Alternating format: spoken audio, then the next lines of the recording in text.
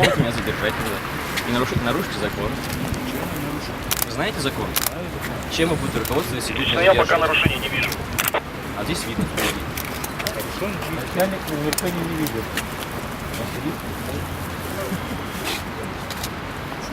Можно? Можно, да? Можно разворачивать? Хорошо, хорошо.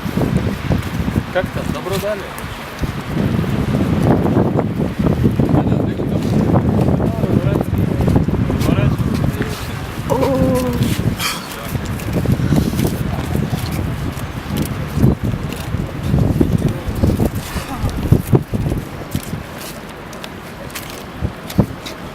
Молча стой.